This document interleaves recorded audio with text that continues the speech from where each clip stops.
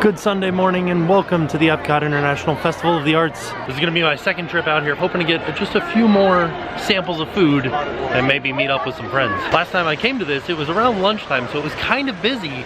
Now it's 10 o'clock in the morning, so it's a little bit less busy, but there's still a crowd coming in. So we'll see how it goes. Also, it's a little bit slower time of year because marathon weekend has ended. And now we're kind of like waiting for spring break crowds to start. Pro tip, don't go to Spaceship Earth when you first walk in because the line will always be long because it's the first ride that you see. Wait until a little bit later in the afternoon. It's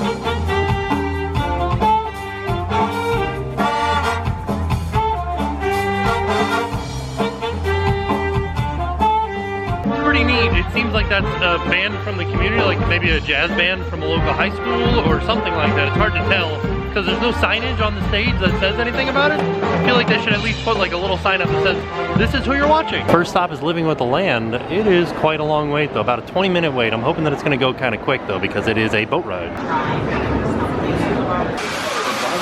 Oxygen, fuel, medicine, and other elements essential to our lives.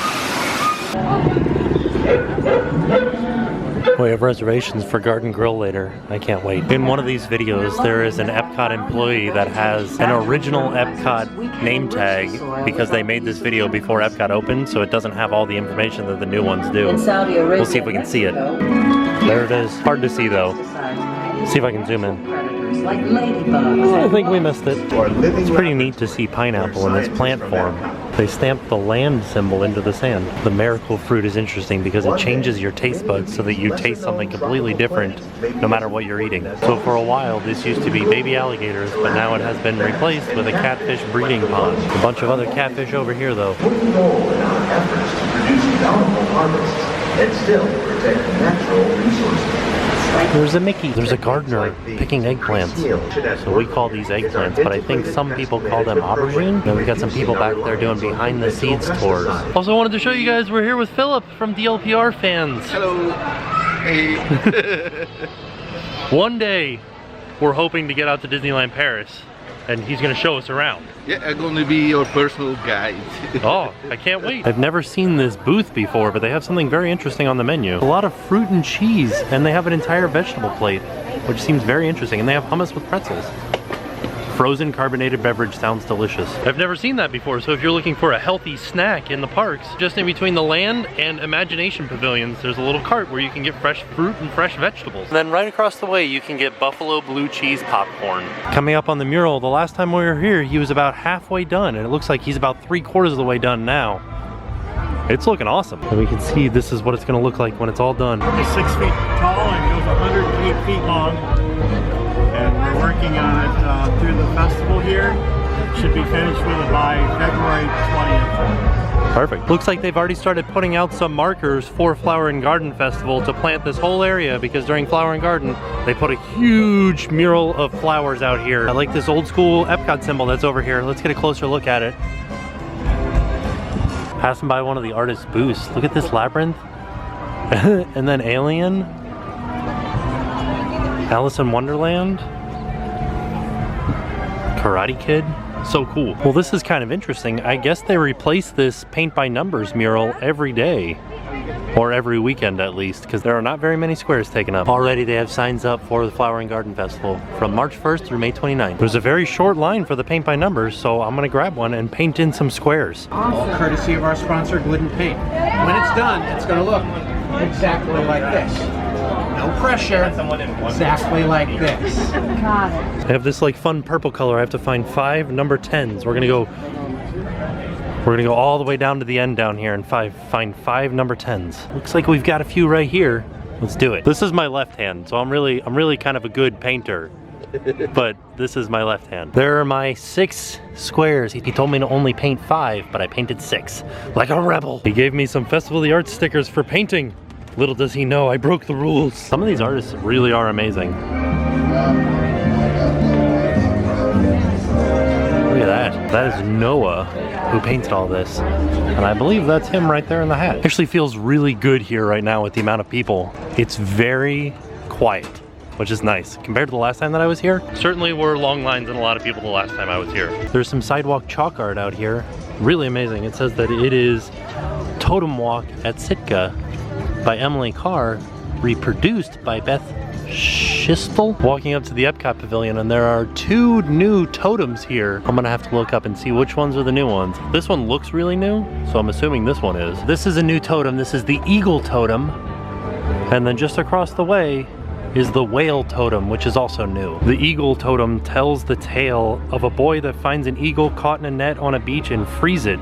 Years later, when hunger strikes the boy's tribe, he walks on the same beach only to find the eagle there waiting for him with food, paying him back for his kindness years ago. The bottom of this totem pole also tells the story of how a family of beavers taught a human family the importance of treating all creatures, human and animal, with respect. The whale totem pole depicts the tale of the first potlatch, a ceremonial feast celebrated by the Nagunuks and creatures of the undersea world. Enjoy the magical flavors of Disney specialty coffee, like La Cellier. I had no idea La Cellier had its own coffee.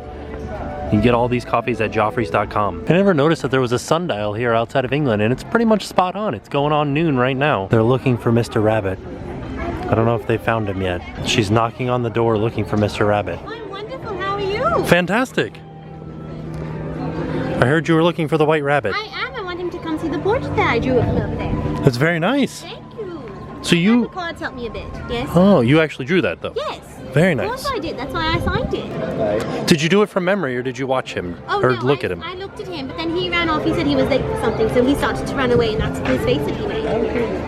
This is from Mike Kungle. But different artists, but almost the same. It's pretty awesome. And then this one. That's a balance switch. I can understand. There's a booth where you can buy what they're calling name works and get your name with some sort of caricature next to it. This would be me, the entire name made out of pastries. There's an artist appearance of James Coleman here, and right behind where he would be sitting is this Disney fine art collection of prints here. I don't know if he does these, but this one is amazing. I like this one a lot. I think these are just Disney branded prints. So like this Oswald here, I like this a lot. And then this one, I found out these are from Tim Rogerson. And this Sunset and Stroll, $250. Walking past the monument here in Japan, and these lights I guess are stuck up, but you can see the top of the lights looks like the top of a rock. And you can see the rock down here at the bottom where they came out of. This goes up normally during illuminations. I don't know why it's stuck up right now, but it's pretty interesting to see during the day. Another bit of sidewalk art here in the Japan pavilion. This one is called Cats in Different Poses. The Broadway stars performing have changed since the last time we were here. Now it's Kevin Massey and Carrie Butler Kevin Massey from Tarzan and Carrie Butler from Beauty and the Beast. Walking over by the side of the American Adventure Pavilion, it looks like there's a Character-Palooza going on. We've got a penguin from Mary Poppins. We've got Max. We've got Winnie the Pooh. We've got Chip and Dale. And Smee is leaving right now. We just missed him. And then of course Mickey over here in the far corner. Chip and Dale? Oh no, I'm getting run down by a penguin. And then Mickey back here in the far corner. Max, you're my hero. Bye Max. It was the luck of the draw. We just showed up right when all the characters were leaving and we just got to see them. We didn't get a chance to get a picture with anybody though. Just outside of Germany, they have these carved wood frames. It's very neat. Oh, that one's frightening. Heading into Garden Grill. This is character dining, but it's very interesting because it is a rotating restaurant. It's a very strange feeling at this restaurant because the restaurant's moving and you can tell that it's moving, but not really. Like it's barely moving. There goes Dale. And Pluto.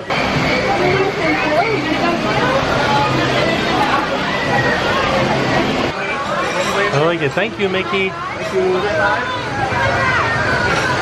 Oh, Pluto came by. Hey.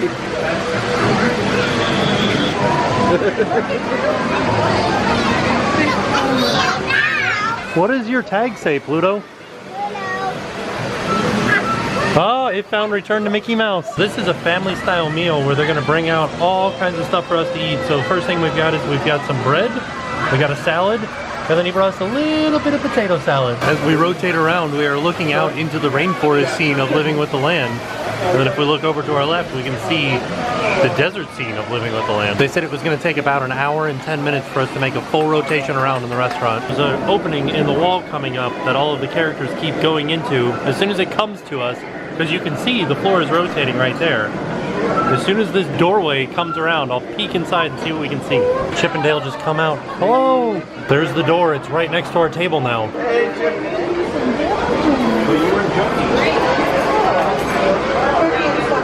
Yeah. Yeah. Very small, yes. These are not batteries. Oh.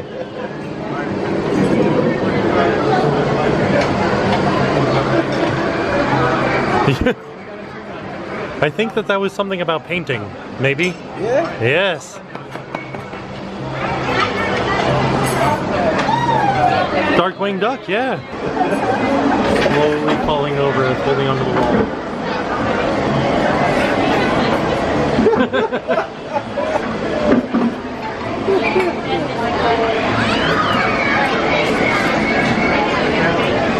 Very nice. Hello, Dale. Dale.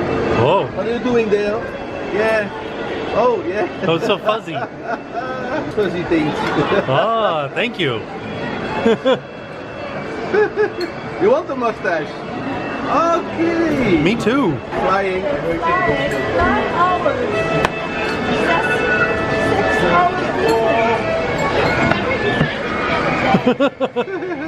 It's too long on a plane. Yeah. Checking your eyebrows. Looking great. Brushing your shoulders off. Looking good.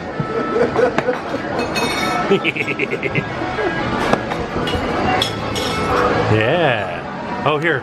That way you can see.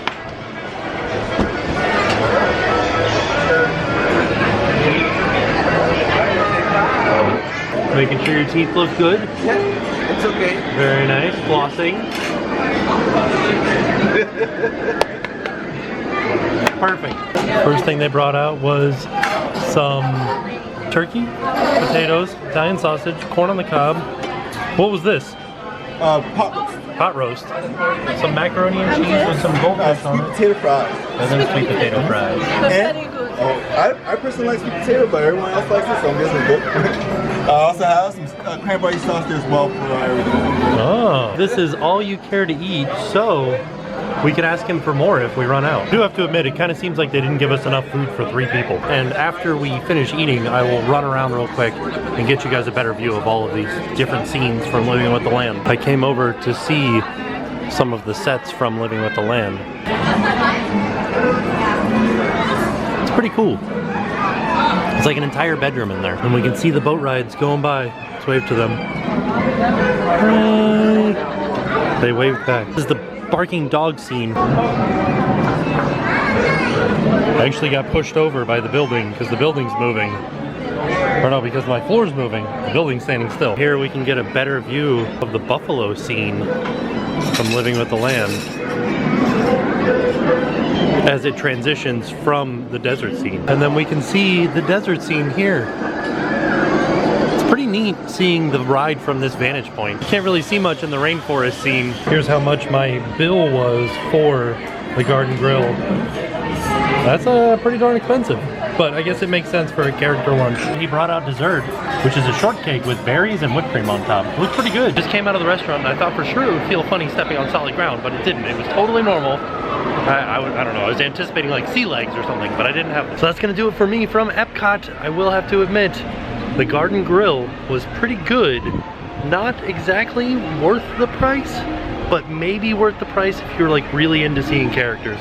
Because they came by 2 times each, or at least 2 times each, and they were good characters like Mickey, Pluto, Chip and Dale. And I don't know, maybe it changes every couple of days or every day as to what characters are there, but they're always like the farmer Mickey and farmer Pluto and stuff like that. And with that being said, I am off and I will see you guys tomorrow. And now it's time to pay the price.